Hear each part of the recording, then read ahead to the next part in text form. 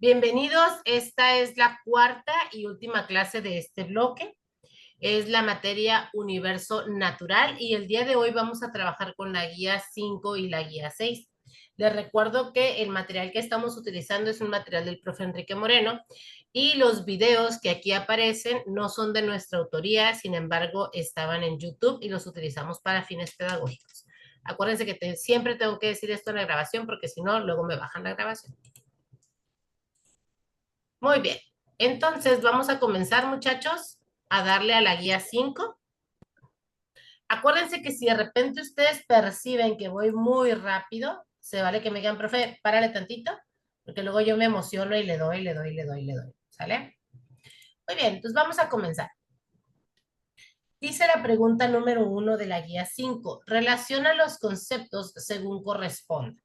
Y luego viene acá un texto que dice, la erosión fluvial puede provocar decoloración en el cauce de los ríos debido a que en su paso desde los valles a los océanos y mares, el proceso erosivo va generando un gran cúmulo de sedimentos que van siendo depositados en nuevas zonas. Aprende más sobre qué es la sedimentación en este y otro post. Otra forma de erosión del agua viene dada por las olas y las corrientes, que es la erosión marina, que erosionan y modifican la tierra, generan partículas erosionadas que son depositadas y van cambiando la línea de costa de la zona en cuestión. Finalmente, la erosión fluvial, una es fluvial y la otra es pluvial, es la que causa el agua de la lluvia, la cual aumenta los cauces de los ríos, incrementando la erosión. Permítanme. Alguien me mandó un mensajito aquí. Ah, caray, ¿las 5 la terminamos? Sí, ya la hicimos. sí, ya la Vamos tenemos a las hecha. 6. Y es que según yo la revisé y dije, esta no la hemos visto. Sí, la semana pasada. Wow, No, sí. A las 6. ya me acordé. Con esta ya me acordé. Ok, bueno, entonces nos vamos a las 6. Muchas gracias por hacérmelo ver. Nos vamos a la 6. La 6 acá está. Las 6 son 38 preguntas.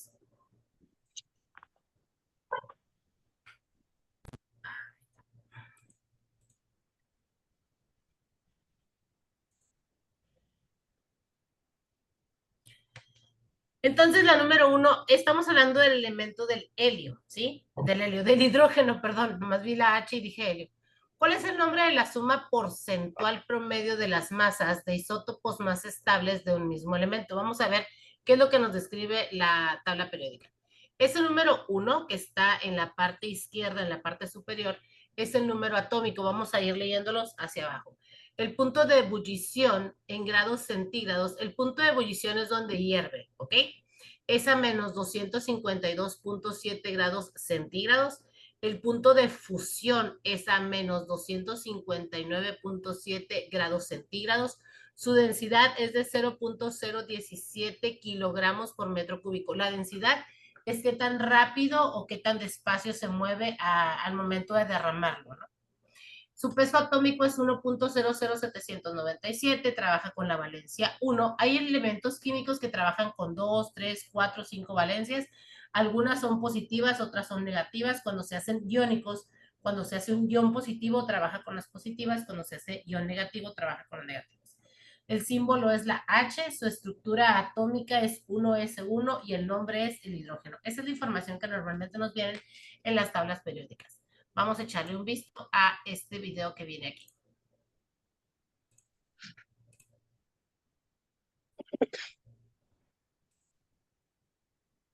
Me dicen si se escucha. Ciento descuento en tu curso de Open English. Muchas personas me han...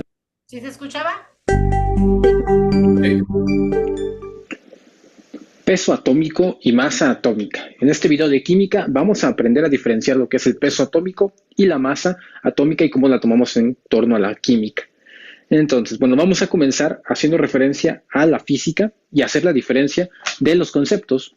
Sabemos que en física, o si no lo sabemos todavía, la masa y el peso son dos cosas diferentes. La masa se refiere a la cantidad de algo que existe en un cuerpo. Usualmente también se le conoce como la cantidad de materia. Visto desde otro panorama, también se dice que la masa, o conocemos que la masa, de manera más concreta, es la cantidad de inercia que posee un cuerpo. Es decir, qué tan difícil es mover algo. Sabemos que si algo está más grande es mucho más difícil moverlo. La masa, en términos de física, únicamente se mide en gramos o en kilogramos. Por lo tanto, el peso, que muchas veces los conceptos se sobreentienden ahí y se mezclan, en términos físicos el peso es otra cosa. El peso es la cantidad de, en este caso, de fuerza que se tiene de un planeta que ejerce hacia ti para arrastrarte y mantenerte hacia el centro del planeta, en este caso la Tierra. La gravedad lo que hace es una fuerza que nos provoca que nuestra masa sea jalada hacia la Tierra. Entonces, el peso como tal es una fuerza.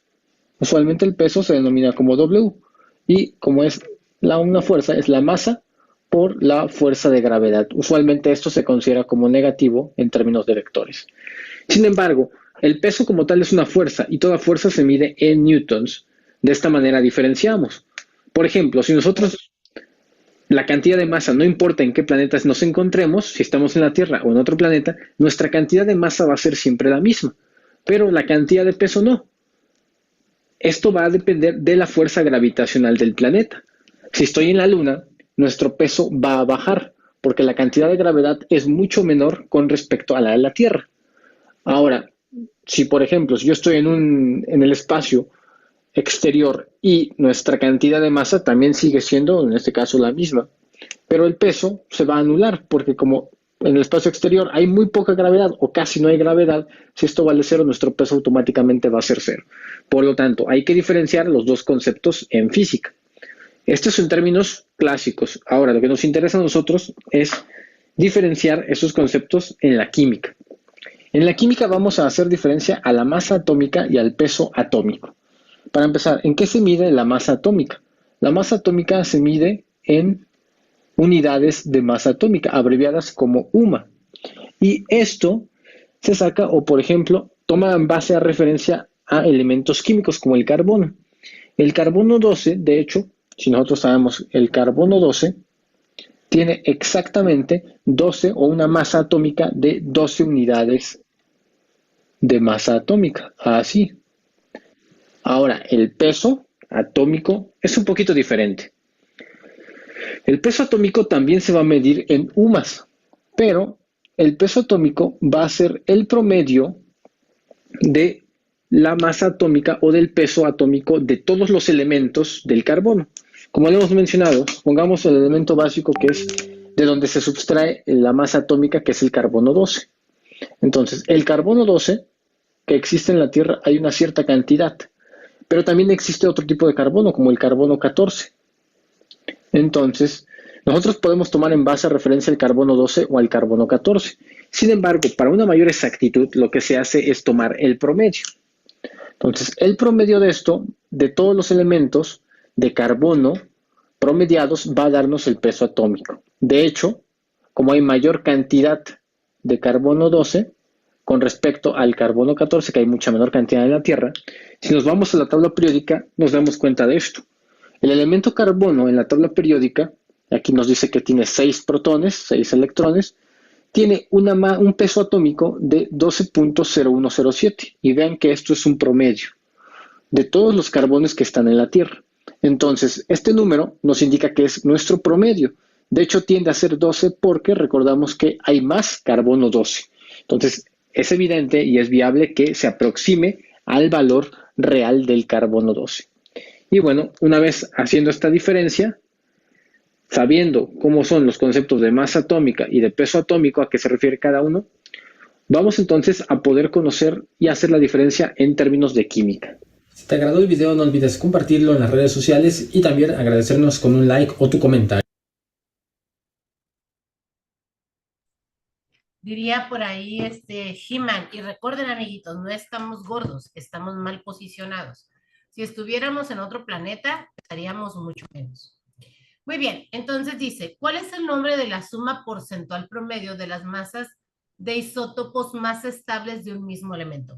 Esto que decía el maestro, que existen carbonos 14 y carbonos 12, El carbono es un solo elemento, pero tiene características diferentes, por eso se cataloga como carbono 12, carbono 14. Y en el planeta Tierra, su existencia más alta es el carbono 12. Ni se preocupen, nosotros no tenemos que sacar ese porcentaje. Para poder encontrar ese porcentaje, los científicos ya lo hicieron. Para poder encontrar lo que se llama, o nosotros conocemos como el peso atómico, que es la parte que está aquí arriba en el elemento. ¿Sale?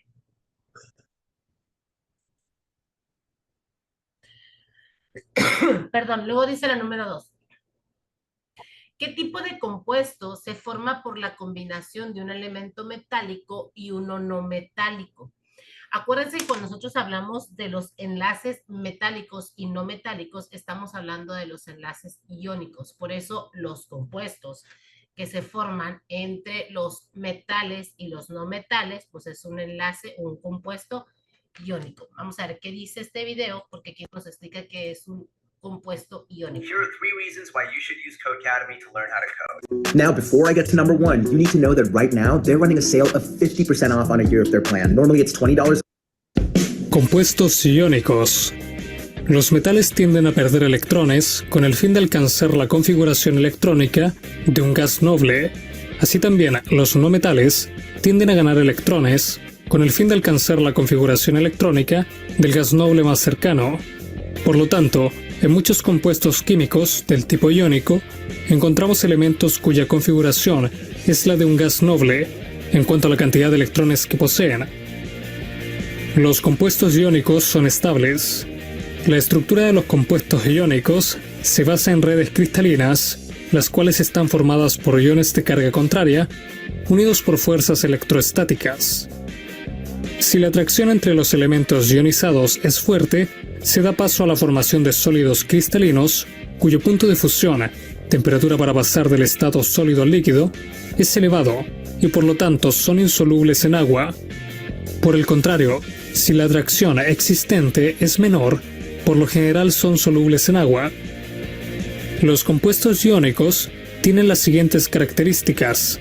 Son sólidos a temperatura ambiente, tienen altos puntos de fusión y evaporación, son buenos conductores eléctricos al estar disueltos, se rompen fácilmente, se disuelven fácilmente, no conducen bien el calor.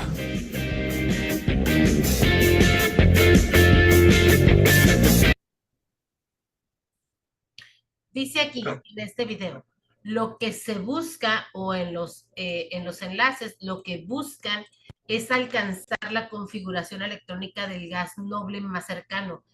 Por lo general ganan electrones para poderse estabilizar. ¿Okay? Los gases nobles son un poquito más estables hablando de su configuración electrónica. Dice, la capacidad de conducción eléctrica de los metales se debe a su densidad, a su estructura atómica, a su peso molecular o a la falta de estructura. La estructura atómica es esto que tiene que ver con los electrones. Entonces, una vez, déjenme sacar el pizarrón.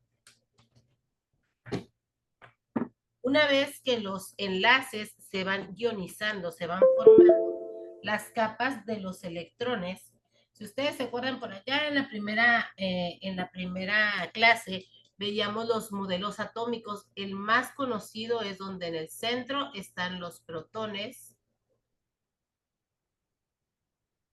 y los neutrones, y en las órbitas se encuentran los electrones, ¿sí? Entonces, dependiendo de su número atómico, por ejemplo, aquí vemos el hidrógeno solo tiene un electrón.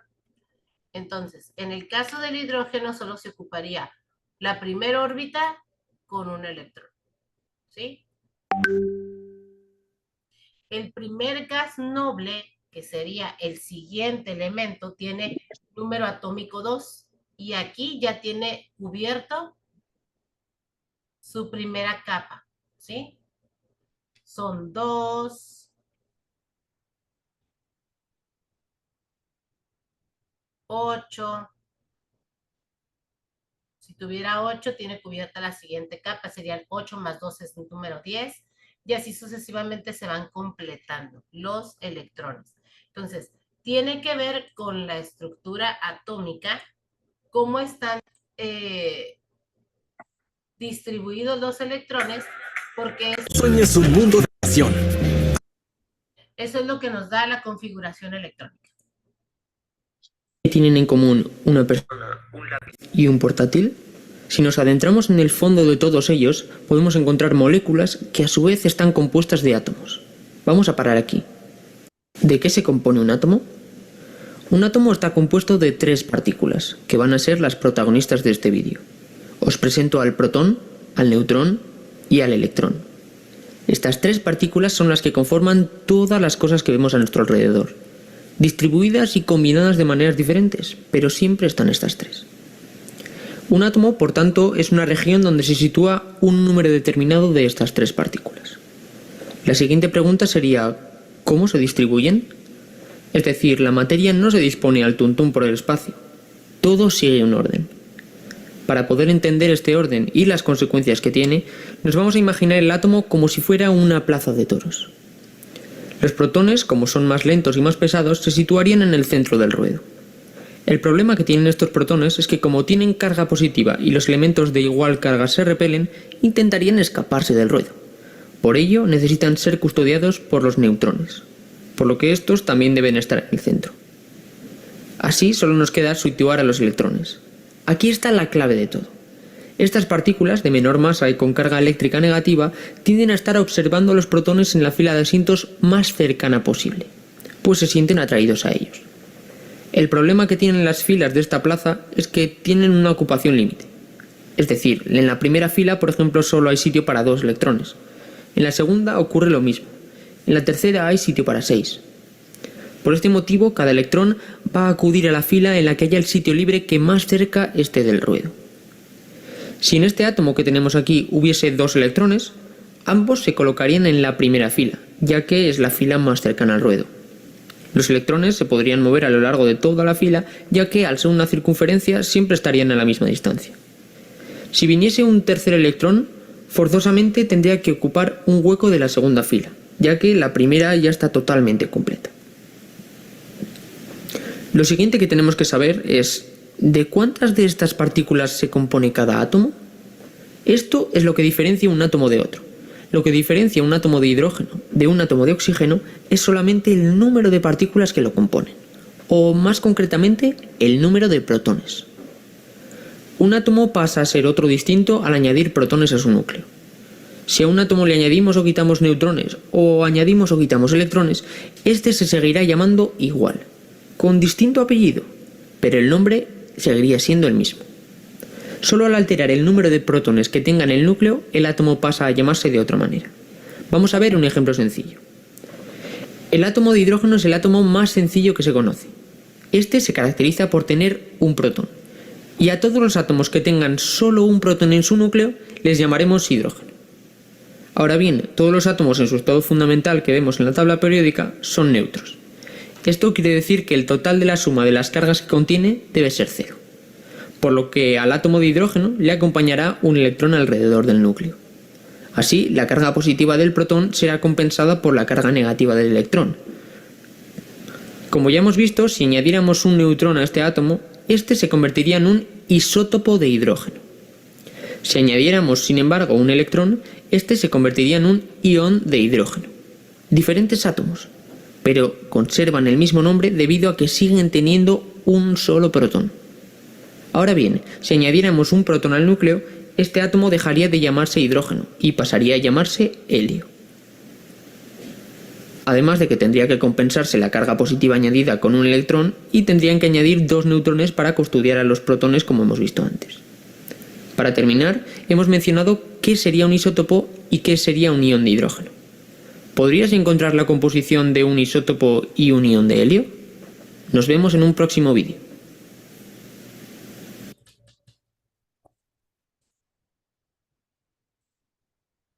No, vamos a regresar. Okay, hay que hacer dibujo. Entonces, la capacidad de conducción eléctrica de los metales se debe a su estructura atómica. Recordemos que la electricidad es este vaivén un movimiento de los electrones, cuando los electrones se empiezan a desplazar, esa estela que dejan, eso es la electricidad.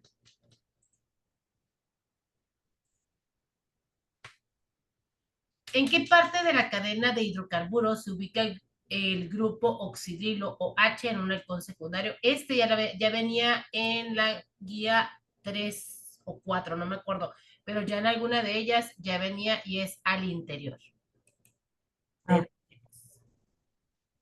Ordena las siguientes soluciones de menor a mayor acidez. El pH, aquí está la tablita del pH. Hacia un lado, entre más bajo es el pH, más ácido se vuelve. Entre más alto es más alcalino, tiene más minerales, pues, ¿ok? Aquí vienen el valor de cada una de las sustancias y la respuesta correcta es el inciso A. Esa está fácil.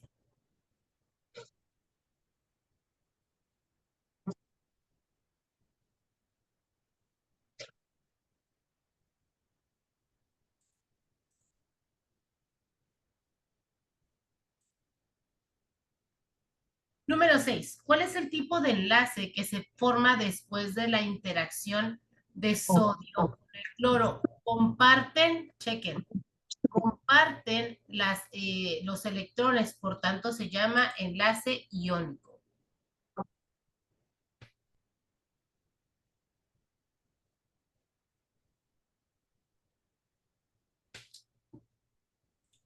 La número 7 dice, ¿a qué ley de Kepler se le conoce también como la ley de los periodos?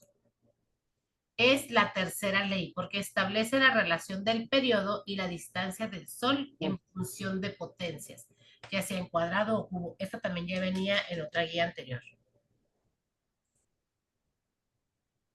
La número 8 dice, un cuerpo que cae libremente tiene velocidad en la altura máxima y el valor de aceleración gravitacional es. ¿Se acuerdan cuando yo les decía del cubo? Voy a dejar de compartir nada más para no salirme de cuadro. Cuando algo cae libremente, te pregunta, justo en el momento anterior de empezar a caer, ¿cuál es la velocidad de esta partícula? ¿Cuál es la velocidad ahí? 0. 0.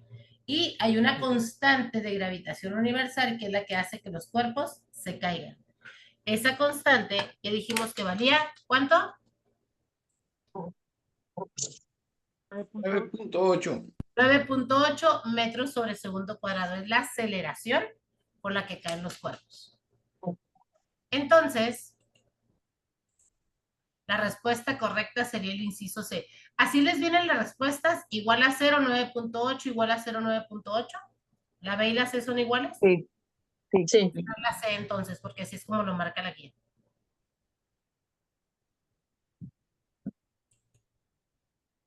Ese tipo de errores son los que estamos trabajando con el profe Enrique para poderlos, para que Prepa Abierta nos autorice cambiarlos, porque son errorcitos que nosotros vemos y que yo le decía al profe Enrique, a veces este tipo de errores dices, híjole, pues ¿cómo le hago, no? Para saber si es la B o si es la C, en el caso del anterior, si las dos son exactamente iguales.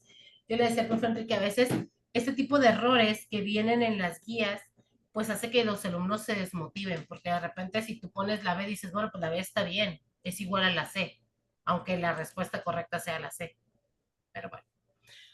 Ordena las etapas del método científico usadas en algún fenómeno. Dice tesis o teoría científica, hipótesis, inducción, análisis y conclusiones, observación, prueba de hipótesis. Aquí vienen los pasos hacia la derecha. Si mal no recuerdo, esta también ya la habíamos contestado. Y lo primero que se hace es la observación, que es el número 5. Tenemos 3 opciones. Con el número 5, sin embargo, la correcta es el inciso D. Es la observación, luego la inducción. Inducción es ir de lo general a lo particular. Vamos induciendo, vamos entrando, vamos entrando. Luego de ahí sigue la hipótesis, que es lo que nosotros creemos que va a pasar. Eso sería la hipótesis. Luego viene la prueba de la hipótesis. Hay que poner a prueba si esto realmente funciona o no funciona. En una de las preguntas,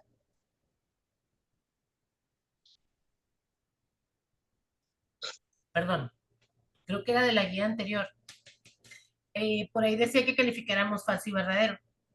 Y una de las preguntas decía que si el método científico únicamente va a validar cuando los experimentos son positivos y no. Puede ser que sean positivos, puede ser que no sean positivos, o sea, favorables o desfavorables, pero el método científico utiliza todo. Luego la número 4, que es el análisis y conclusiones, y al final es donde se expone una tesis o una teoría, donde dice, ya lo hicimos en repetidas ocasiones y siempre sucede esto. Esto no, perdone, esto nos va a servir para la siguiente materia que se llama argumentación.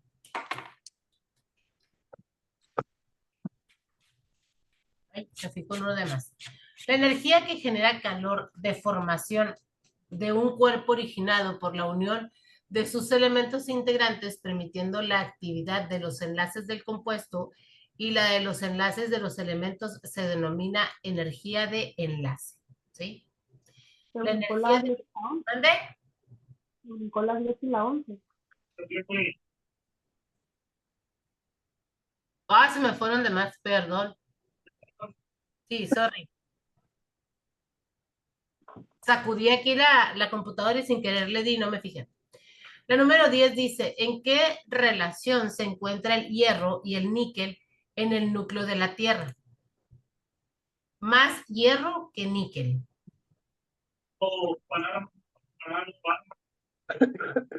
Mándeme.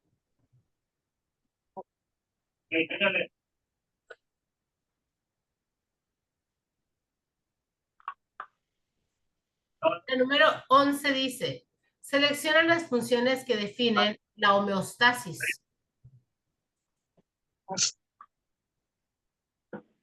Sería la 4 y la 7. La regulación de la temperatura y la respiración. Se conoce como homeostasis el conjunto de fenómenos de autorregulación que permiten el mantenimiento de una relativa constancia en la composición y propiedad del medio interno de un organismo. La homeostasis es la capacidad del órgano para presentar una situación físico-química característica y constante dentro de ciertos límites, incluso frente a alteraciones o cambios impuestos por el entorno o el medio ambiente. ¿Cómo se produce la homeostasis en el organismo? El cuerpo o el organismo moviliza los diferentes sistemas, que es su autorregulación, tales como el sistema nervioso central, el sistema endocrino, el sistema excretor, el sistema circulatorio, el sistema respiratorio, etcétera, para mantener constantes las condiciones de vida. Así, la homeostasis, por extensión, hace referencia a la característica de cualquier sistema, ya sea abierto o cerrado, que le permite regular el ambiente interno para mantener una condición estable. Ahora sí, vámonos a la 11. En la 11 dijimos que era la energía de enlace. La energía de enlace es la energía necesaria para romper un mol de dichos enlaces. Las partículas se atraen unas a otras por alguna fuerza que en contacto inmediato es excesivamente grande a distancias pequeñas, desempeñan operaciones químicas y su efecto deja de sentirse no lejos de las partículas. ¿Cómo se llaman los compuestos de carbono que se forman de manera sencilla? Como carbono-carbono se llaman alcanos.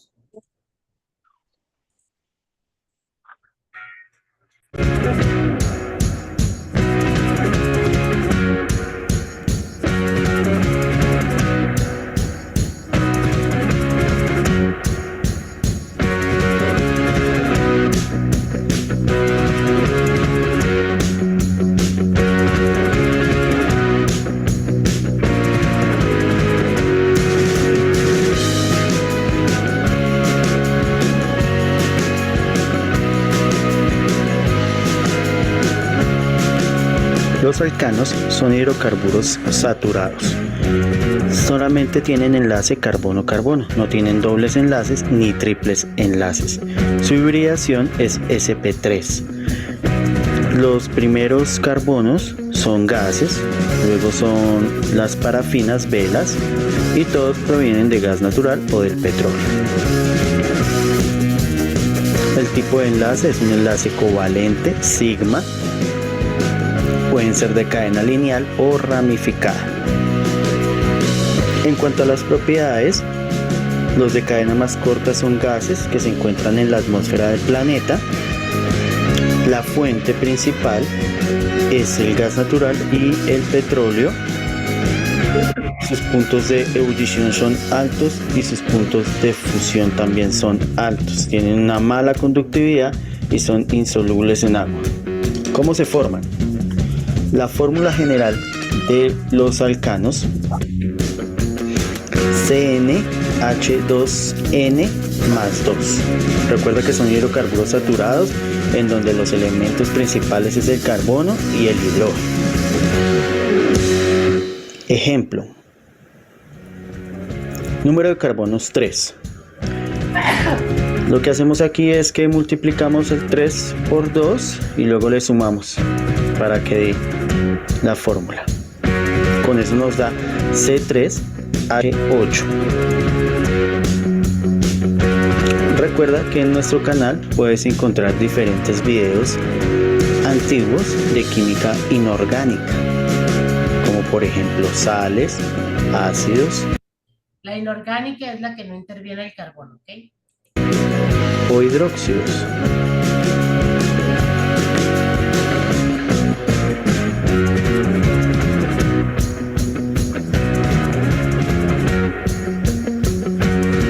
Ahora sí, podemos continuar.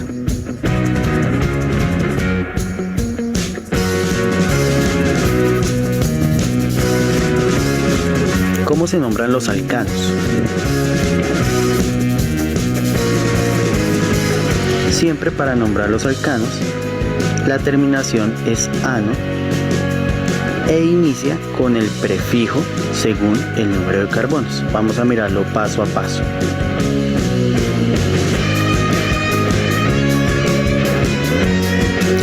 A continuación veremos la tabla de los prefijos según el número de átomos de carbono. Según ese número va a haber un prefijo. Por ejemplo, 1 met, 2 et, 3 prop, 4 bup, 5 pent y así sucesivamente. Para el paso 2 vamos a contar el número de carbonos. Por ejemplo, 3, que era la fórmula anterior. 3 carbonos, 8 hidrógenos.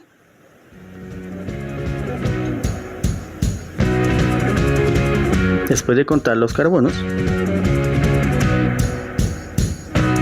sabemos que si tenemos 3 carbonos, el prefijo es prop y la terminación o sufijo es ano, para tener un compuesto llamado propano.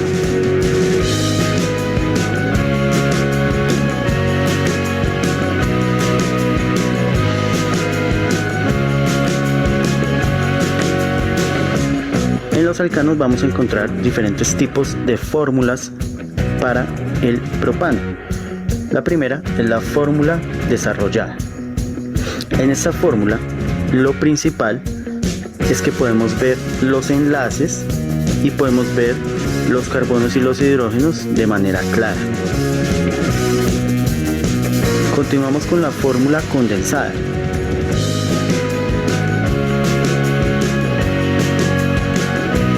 Es solamente el número de átomos de carbono y el número de átomos de hidrógeno. Nos vemos los enlaces. Fórmula gráfica. En esta fórmula no vamos a ver los elementos, sino solamente las líneas que representan los enlaces y los vértices que representan el número de carbonos. Aquí es muy importante tener en cuenta que para los 3 casos sigue siendo propano. No importa el tipo de fórmula, sigue siendo propano.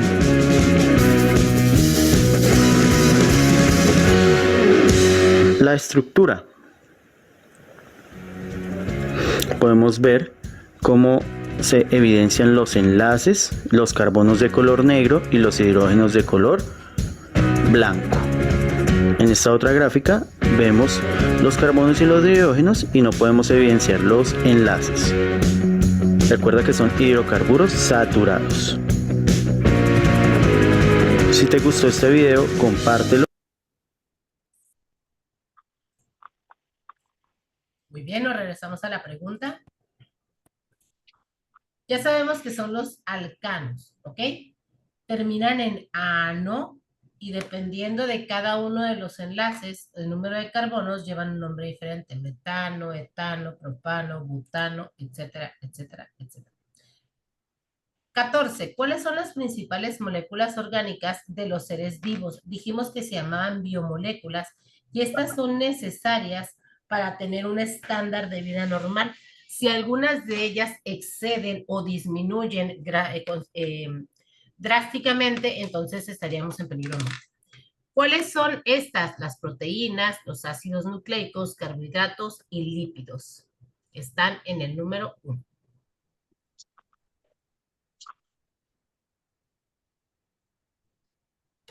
Clasifica por el tipo de peso a una mujer que mide 1.55 metros y pesa 62 kilogramos.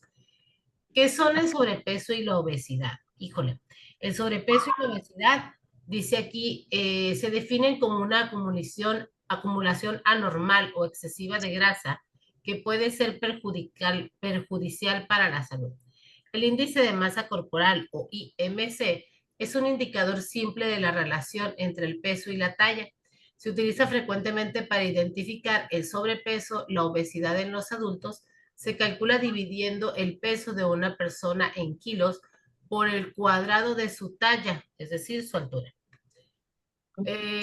Por ejemplo, dice sobrepeso de índice de masa corporal igual o superior a 25, igual o superior a 35. Y aquí abajo vienen los índices de masa corporal.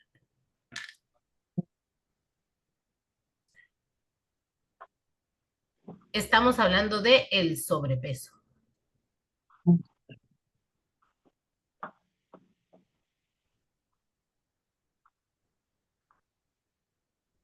¿A qué ley pertenece la siguiente figura? A la segunda ley de Kepler.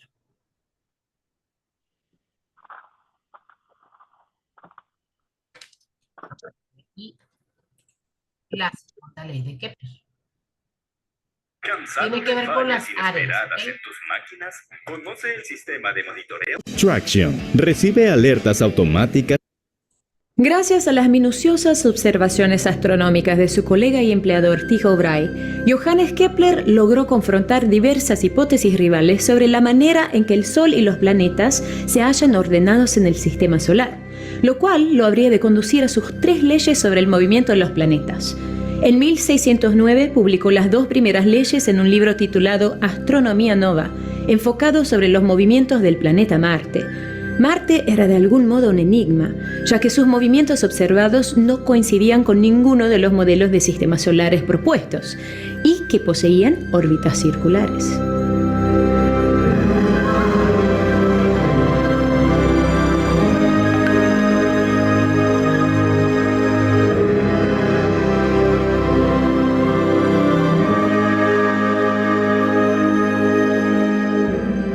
La primera ley de Kepler simplemente afirma que Marte se desplaza en una órbita elíptica, con el Sol en uno de los focos.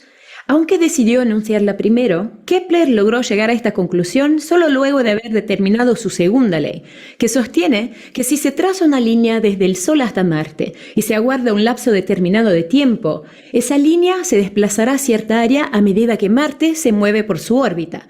Lo que notó Kepler fue que esta área sería exactamente la misma, sin importar dónde se hallara en la órbita. Por lo general, esto es expresado como la ley de Kepler de igual área en igual tiempo, y esta ley funciona debido a que Marte no siempre se desplaza a una velocidad constante, sino que acelera a medida que se acerca más al Sol. Entonces, si Marte se está acercando al perihelio, el punto más cercano al Sol en su órbita, estará desplazándose a mayor velocidad que si estuviera en su afelio, el punto en el que se encuentra más alejado. En el primero de los casos, la línea que une Marte con el Sol es muy corta, pero debido a que el planeta se mueve más rápido, cubre una gran distancia. En el segundo de los casos, el segmento es mucho más extenso, pero también Marte se mueve más lentamente.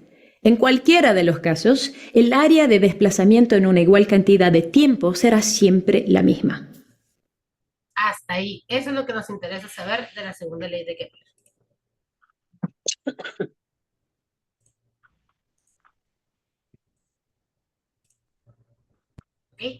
Entonces, en la segunda ley nos dice que en diferentes momentos el área va a ser igual. Si ustedes se fijan, cuando circulaba, había momentos en que se hacía muy alargada y muy delgadita, y de repente muy corta y muy ancha.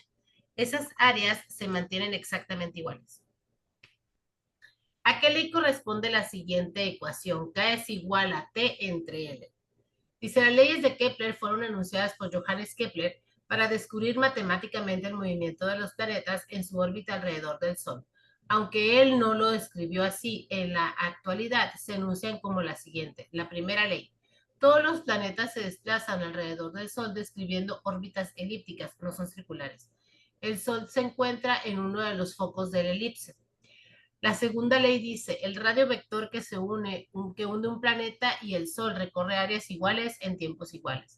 La ley de las áreas es equivalente a la constancia del movimiento angular, es decir, cuando el planeta está más alejado del Sol en el afelio, su velocidad es menor que cuando el planeta está cerca, donde se llama perihelio. El afelio y el perihelio son dos únicos puntos en la órbita en los que el radio vector y la velocidad son perpendiculares.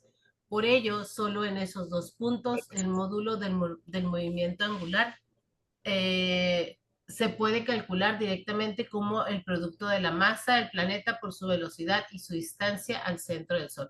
Lo que viene aquí pues son códigos de programación. Y la tercera ley dice, para cualquier planeta, el cuadrado de su periodo orbital es directamente proporcional al cubo de la longitud del semieje mayor de su órbita elíptica. Aquí también debería de aparecer una fórmula. Entonces, esta nos dice que es la tercera ley de Kepler. ¿Por qué? Porque aquí dice que el periodo es directamente proporcional al cubo de la longitud del semieje mayor de su órbita. Eso quiere decir que es una división. Y esta es una división.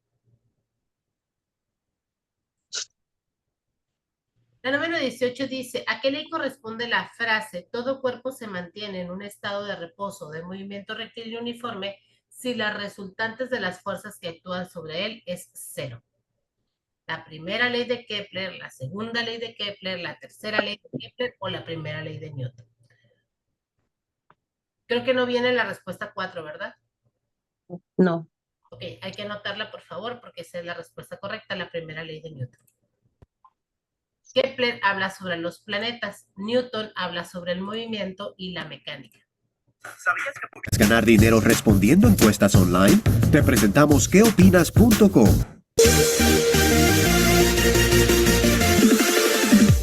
El método científico es una técnica utilizada por la ciencia que consiste en un planteamiento del problema.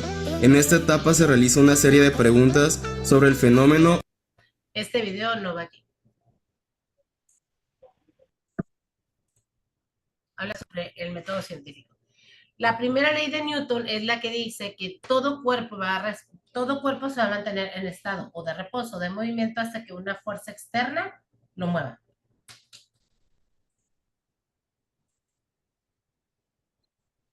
¿Cuál de las siguientes fórmulas pertenece a un ácido carboxílico? Y viene esta fórmula, CH3, CH2, COOH. Esa es la respuesta.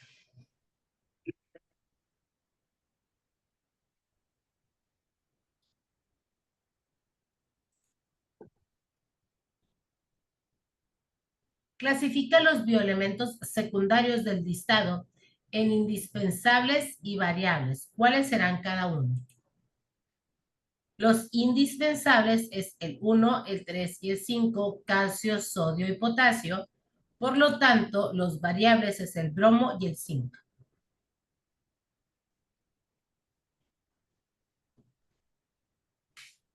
Está bien rico mi café, pero ya me quemé. ¿Listo, chicos? Vamos a la 21. Sí. La 21 dice, ¿qué sustancia corresponden con las tres partes del esquema mostrado para verificar el experimento de Miller y Urey? Acuérdense que dijimos que se llamaba el experimento de la gota de Miller, ya lo habíamos visto también en algunas anteriores. Y ahí les va, el dibujo no sé qué tan claro sea, pero la respuesta correcta es el inciso B. El número 1 es la mezcla de metano, amoníaco e hidrógeno. El número 2, que es la siguiente bombilla a la derecha, tiene agua y en la parte 3 salen las moléculas orgánicas, son esas gotas.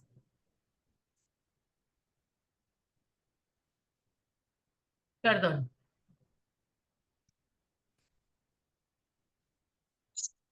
¿A qué funcional correspondiente la siguiente explicación? Se denomina cambiando la terminación de la cadena carbonatada lineal más larga que contiene el grupo carbonilo, o por la terminación ona de la cadena carbonatada son las cetonas.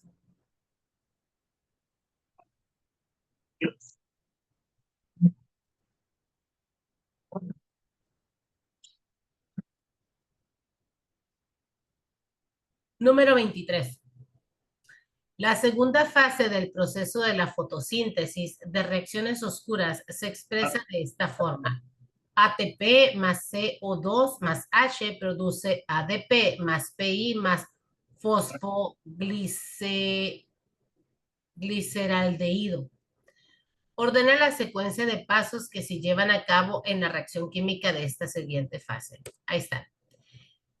Primero es el dióxido de carbono se incorpora a un azúcar de 5 átomos de carbono. Luego, la molécula de 6 átomos de carbono se rompe en 2 moléculas de 3 átomos de carbono. Después, se realiza la conversión de las moléculas de 3 átomos de PGAL utilizando el ATP y los hidrógenos transportados. De ahí siguen numerosas moléculas de PGAL, forman nuevas moléculas de ribulosadifosfato, con las cuales se pueden iniciar un nuevo ciclo. Y por último, se repite el ciclo en 6 ocasiones para llegar a producir un azúcar de 6 átomos de carbono. Obviamente esto está de locos aprenderte los pasos, primero ni siquiera los podemos leer, pero la respuesta a lo mejor si no la podemos aprender. ¿Cuáles de las siguientes características pertenecen a las células eucariontes? El inciso A, el 1, el 4, el 5 y el 6, solo el 2 y el 3 no. Sus organelos aíslan físicamente las reacciones químicas. Su reproducción es sexual, poseen un núcleo, son células de organismos vivos.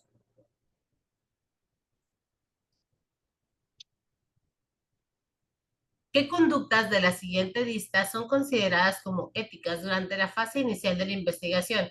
Si tienes dudas del tema de la célula eucariota, mismo que ya has revisado. El 2, el 3 y el 4, nomás el 1 no. Pides ayuda a alguna persona que sabes que conoce el tema, revisas tus apuntes o buscas información adicional en libros o internet para tratar de entenderlo. Buscas al asesor para que te explique de nuevo el tema. Revisas tus apuntes y buscas información adicional. Lo único que no se puede hacer es brincárnoslo.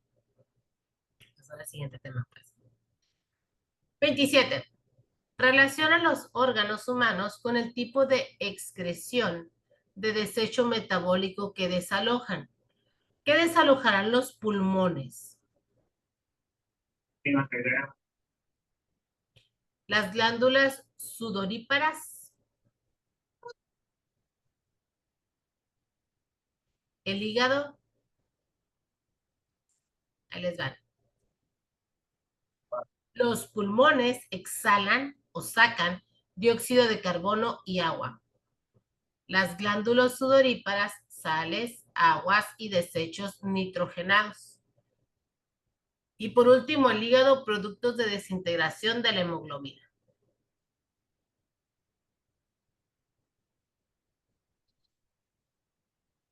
Número 28, vamos otra vez con Kepler. A continuación se te presentan las leyes de Kepler en desorden. Y ahí están las 3. Asumo que lo que te pide, porque no dice aquí, es que las acomodes. Para cualquier planeta, el cuadrado de su primer periodo orbital es directamente proporcional al cubo de la longitud de su semieje mayor. Todos los planetas se desplazan alrededor del Sol siguiendo órbitas elípticas. El radio vector que une el planeta y el Sol es igual iguales en tiempos iguales. Inciso 4.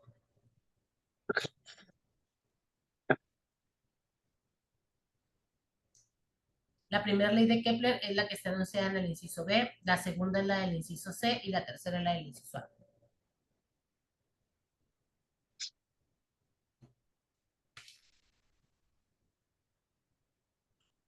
Número 29. Las proteínas difieren entre sí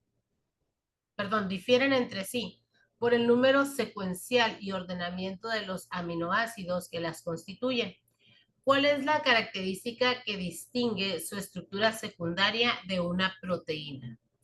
La respuesta está en el cuadro azul, dice: pliegue de residuos de aminoácidos cercanos en la cadena de polipéptidos en forma de hojas, giros, hélices o láminas. Esta viene así, ¿no? Tal cual viene la respuesta abajo, ¿o no? Hello. ¿Hay alguien ahí? ¿Viene así la respuesta, muchachos, o no? Dice manera en que las cadenas polipépticas se curvan o se pliegan y pueden llegar a adoptar aspectos globulares. La única que viene, la A. Entonces copien esta, por favor. Pliegue de residuos de aminoácidos cercanos a la cadena de polipéptidos en forma de hojas, giros, hélices o láminas. Es esta manera.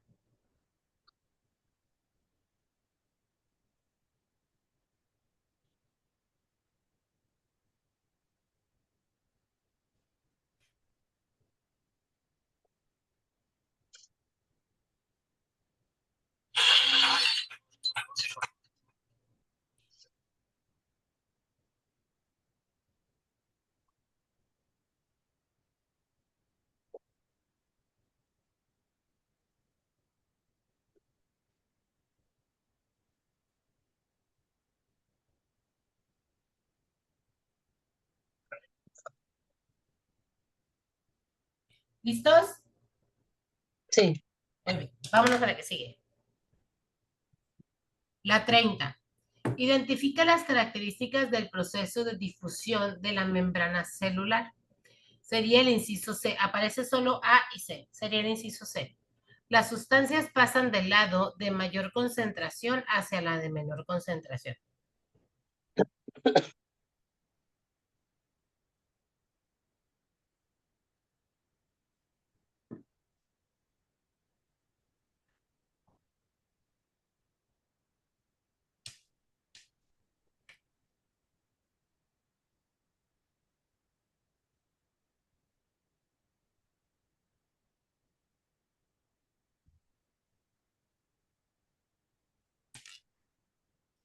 Vamos a la 31 que dice: en las células vivas, la glucosa se degrada y se libera energía. Esto es cuando se metaboliza la glucosa, se supone que se debe liberar energía.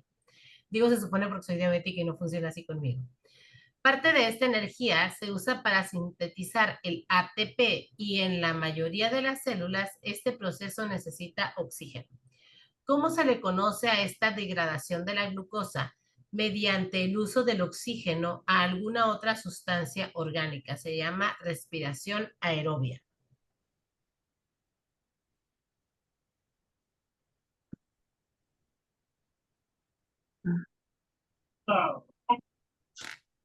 Aerobia.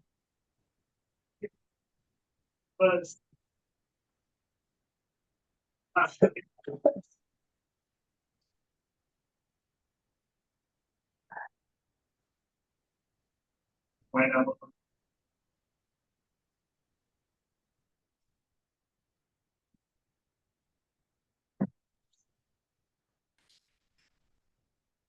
Vámonos a la 32. ¿Cuál es el compuesto orgánico esencial para que después de un proceso de inhalación de oxígeno, este actúe y lo convierta en 38 moléculas de ATP nivel mitocondrial y celular? ¿Qué pasará? A ver. Ahí dónde está. ¿Qué se necesita? Vamos a ver. En este vídeo vamos a ver el proceso de la descarboxilación oxidativa del piruvato, que es uno de los puntos principales para la obtención de energía a partir de los glúcidos. Así que vamos con ello. En primer lugar, vemos en esta tabla de la izquierda una contextualización global de dónde estamos, en qué parte del metabolismo se produce este proceso de descarboxilación oxidativa. Bueno, pues aquí vemos el metabolismo de los aminoácidos, de los glúcidos y de los ácidos grasos. Nos centramos en la tabla del centro, ¿vale? En la de los glúcidos. La primera reacción metabólica es la glucólisis, que transforma la glucosa en piruvato. Si queréis ver el vídeo de la glucólisis, clicad aquí, ¿vale? Y ahora vamos con el proceso que hoy nos llama, que va a ser la descarboxilación oxidativa del piruvato. Vamos a transformar el piruvato en acetilcoenzima A. Luego la acetilcoenzima A se introducirá en el ciclo de Krebs, pero eso lo vemos en el siguiente vídeo. Hoy vamos con la descarboxilación oxidativa. Esta reacción, ¿vale?, se produce por una enzima que se llama piruvato deshidrogenasa. Es una descarboxilación oxidativa, hemos dicho, ¿no? Pero ¿qué es una descarboxilación oxidativa? Una descarboxilación oxidativa es una reacción en la que se produce pérdida de átomos de carbono, descarboxilación, y es oxidativa porque se pierden, se liberan electrones también.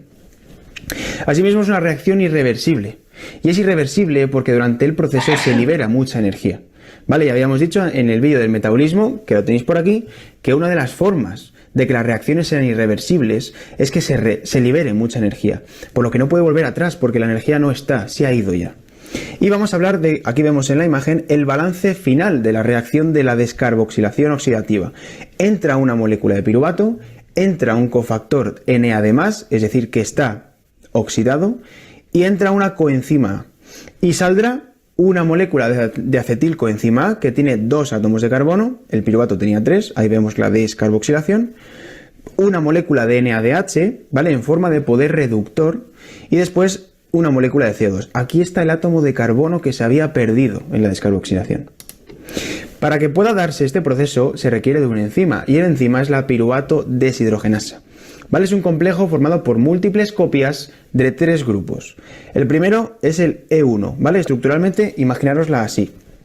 Tenemos el E1 que tiene actividad de piruvato deshidrogenasa, se va a encargar de la descarboxilación del piruvato. Luego vemos el grupo E2, que va a ser la dihidrolipoil transacetilasa. Transacetilasa porque produce transferencia de grupos acetilo. Y el grupo E sub 3 es la dihidrolipoil deshidrogenasa. Vale, para que pueda funcionar este enzima, este complejo de la piruvato deshidrogenasa, se requiere de 5 elementos A mayores, que los vamos a clasificar en 2 grupos. El primero es el de los grupos prostéticos. Vamos a entender a los grupos prostéticos como elementos que ayudan al enzima y se encuentran dentro de su estructura. En este caso va a ser el TPP, el lipoato y el FAD, que es la flavina adenina nucleótido, que tiene capacidad de captar y ceder electrones. Y luego están los cofactores de sustrato, que van a ser elementos que sí que intervienen en la reacción, pero están fuera de los grupos enzimáticos, no intervienen en su actividad como tal, que son el NAD+, que es la nicotinamida adenina dinucleótido, y la coenzima. Ahora vamos a ver fase por fase el proceso de descarboxilación oxidativa. El primero va a ser va a ser la descarboxilación del piruvato. Parece trabalenguas, ¿a poco no? Va de nuevo. ¿Cuál es el compuesto orgánico esencial para que después de un proceso de inhalación de oxígeno, actúe y lo convierta en 38 moléculas de ATP, nivel mitocondrial y celular? Se llama... ¡Ay! Se me fue. Ácido pirúvico. El ácido pirúvico es un hidroxiácido que cuenta con diversas propiedades queratolíticas, antimicrobianas, antioxidantes, despigmentantes y sebostáticas. Además, tiene un efecto hidrante y gran capacidad para estimular la formación de nuevas fibras de colágeno y elásticas, llegando a capas muy profundas de la dermis. Lo que sí les puedo decir es que cuando nosotros respiramos, ay, pensé que tenía la cámara prendida y yo haciendo caras. Cuando nosotros respiramos, hay muchas personas que después de COVID a quienes les dio COVID, gracias a mí nunca me dio COVID, aprendieron a respirar de manera diferente. No nos habíamos dado cuenta que no sabíamos respirar. Por lo general, muchas personas respiran mal, jalan aire con la boca y lo sacan por la nariz. La respiración debe de ser por la nariz. Y muchas personas respiran superficialmente, esto es, ¿sí? En realidad, nosotros podemos ayudar mucho a todos los procesos de nuestro cuerpo si aprendemos a respirar de manera correcta. ¿Cómo es respirar de manera correcta? Jalar aire realmente que se llenen los pulmones y luego soltarlo. Por el mismo acelere con el que vivimos, hasta la respiración se acelera y eso hace que no se terminen todos estos procesos que nos está explicando el doctor y eso hace que nos enfermemos. Si nosotros aprendemos a respirar, le ayudamos a nuestro cuerpo a realizar todos los procesos que normalmente debería realizar. El número 33 dice, ¿cómo se llama el reino que comprende los organismos celulares con núcleo verdadero, limitado por una membrana, que viven aislados o formando colonias o de reproducción asexual, independientemente del tipo de nutrición o los movimientos que presenten? Se llama plantae. Creo que esta por ahí, no exactamente la misma pregunta, pero ya habíamos hablado de lo que era el reino plantae. Diferencia entre la célula eucariota y procariota. Esta también ya habíamos visto un poquito sobre estas dos células, pero aquí está la respuesta correcta. Las procariotas, que es el 1, son planobacterias con material genético no encerrado dentro de un núcleo y no tienen mitocondrias ni cloroplastos. Por lo tanto, las eucariotas tienen un núcleo protegido por una membrana nuclear, que son estas, que rodea los cromosomas. Dentro del núcleo se encuentra el material genético. Luego la 35 dice,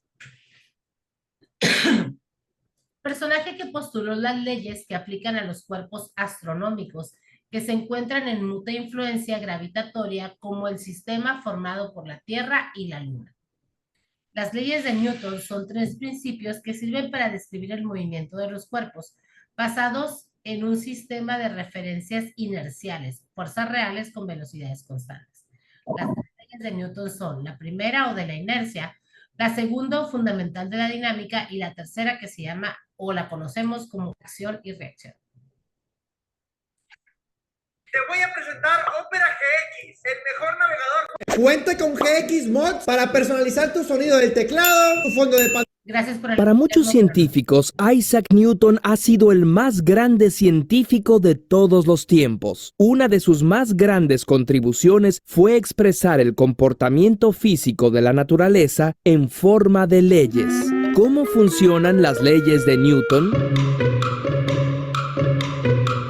Tales de Mileto ya había hecho grandes aportaciones a las matemáticas y a la astronomía. Muchos siglos después, Galileo Galilei observó tanto el movimiento de los astros como el de los objetos aquí en la Tierra. Mediante la experimentación descubrió que la velocidad con la que un objeto cae no depende de su peso y también describió cómo la Tierra gira alrededor del Sol y no al revés. Luego, Johannes Kepler hizo una descripción matemática muy precisa acerca de las órbitas de los planetas. El gran mérito de Newton fue tomar los conocimientos de Galileo y Kepler y a partir de sus discusiones con Huygens, Leibniz, Halley y sobre todo Robert Hooke, formular leyes que explican tanto el movimiento de los astros como los movimientos de cualquier otro objeto. Y de paso, la mecánica de las máquinas. Todo empezó porque Hooke le solicitó que usara sus habilidades matemáticas para explicar la forma de las órbitas de los astros, por ejemplo, la de la Luna alrededor de la Tierra. Newton contaba cómo un día, sentado en el campo y pensando en el problema que Hooke le había planteado, vio caer una manzana. Se preguntó, ¿por qué la manzana no se va para arriba o de ladito? ¿Será que la misma fuerza que jala a la manzana es la que mantiene a la Luna en su órbita?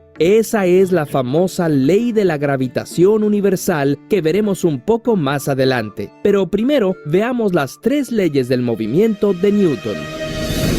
Primera ley de Newton o ley de la inercia. Todo cuerpo persevera en su estado de reposo o movimiento uniforme y rectilíneo a no ser que sea obligado a cambiar su estado por fuerzas impresas sobre él.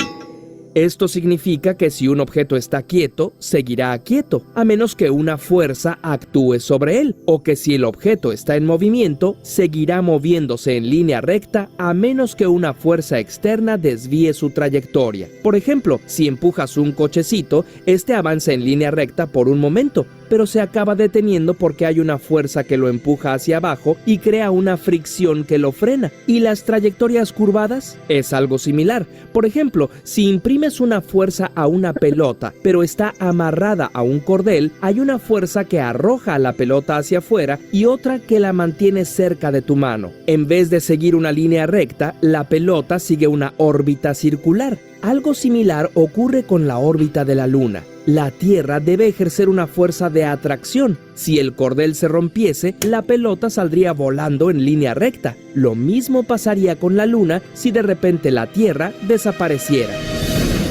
Segunda ley de Newton o ley fundamental de la dinámica. El cambio de movimiento es directamente proporcional a la fuerza motriz impresa y ocurre según la línea recta a lo largo de la cual aquella fuerza se imprime. En términos simples, mientras mayor sea la fuerza que se le imprime a un objeto, mayor será la aceleración. Imagina un auto que viene en esta dirección. Trazaría este vector. Si un auto con la mitad de su fuerza lo empujara en esta dirección, y suponiendo que el choque fuera elástico, su trayectoria se desviaría así. Si actuara un tercer auto, esta vez con más fuerza, el vector sería este. En resumen, la trayectoria es el resultado de la magnitud de todas las fuerzas que operan en el objeto. Se expresa en la fórmula fuerza es igual a masa por aceleración. Tercera ley de Newton o principio de la acción y reacción. A cada acción siempre se opone una reacción igual pero de sentido contrario. Es decir, si empujas algo, ese algo te empuja a ti. Imagina que tú y un amigo tuyo que pesa lo mismo que tú van en patines, lo que reduce la fricción. Si imprimes una fuerza en él, no solo él se moverá, sino tú también. La fuerza produce aceleraciones diferentes según las masas de los cuerpos. Si tu amigo es mucho más pesado que tú, adivina quién se moverá más. A este motociclista le hubiera sido útil conocer acerca de la tercera ley de Newton. ¡Auch! Es claro que las leyes aplican a los objetos que se tocan, jalan y empujan entre ellos. ¿Cómo se aplican a manzanas y planetas que están separados? Bueno, pues Newton decidió que la gravedad era también una fuerza, solo que ésta actuaba a distancia, y su comportamiento se puede describir con la ley de la gravitación universal. La fuerza que ejerce una partícula puntual sobre otra es directamente proporcional al producto de las masas e inversamente proporcional al cuadrado de la distancia que las separa. O sea, mientras... Esta ley de la gravitación universal de Newton nos dice que, por ejemplo, entre más alejada está una masa de la otra, pues más poca es su atracción. Y esto lo vemos, yo les explico a mis alumnos en prepa, que incluso hasta en las relaciones personales sucede esto. Cuando dos cuerpos, dos personas, constantemente están viviendo juntos, hay mucha atracción entre ellos, hay mucha interacción. Cuando estas personas se van a vivir a lugares diferentes, entonces como aumenta la distancia, la atracción disminuye. Y eso va sucediendo con las personas que vamos conociendo también en nuestro vida. Mientras más masa tenga un cuerpo, más atraerá a otros. Y mientras más lejos estén, menos los atraerán. La combinación de estas 4 leyes ha permitido desde la construcción de toda clase de máquinas hasta la predicción de la llegada de cometas e incluso ha permitido construir vehículos que han llevado humanos a la Luna. Después, Albert Einstein encontraría las limitaciones de estas leyes y propondría una nueva manera de entender, entre otras cosas, la gravedad. Pero las teorías de Einstein no serían posibles sin las leyes de Newton, porque, como el mismo Newton decía, si he logrado ver más lejos, ha sido porque he subido a hombros de gigantes. Curiosamente, si te gustó este video, suscríbete a nuestro canal. También puedes apoyar la... Y nos regresamos a la pregunta. Entonces, personaje que postuló las leyes que aplican en los cuerpos astronómicos que se encuentran en mutua influencia gravitacional, como el sistema formado por la Tierra y la Luna, Newton. La número 36 dice, ¿a qué profundidad aproximadamente se encuentra un tiburón sumergido en el mar cuando soporta una presión hidrostática? Dice, H es igual a P sobre G, P es igual a H es igual a P sobre PG. La presión hidrostática es igual a la densidad por la gravedad por la altura. Sería la número 2, a 120 metros de profundidad. Creo que es la única de presión hidrostática que vimos. ¿A qué grupo funcional pertenecen los compuestos orgánicos derivados del amoníaco y que son resultado de una sustitución de los hidrógenos en las moléculas?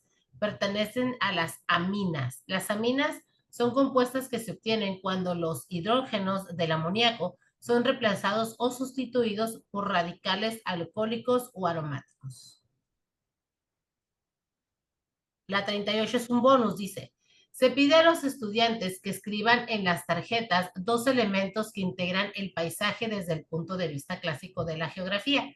Los equipos presentan estas tarjetas: relieve y litología, población y clima, vegetación y fauna, edificaciones y campañas políticas. Sería el inciso C, la población, el clima, la vegetación y la fauna, porque dice desde el punto de vista clásico de la geografía. Y hasta aquí terminamos nuestra última guía, chicos.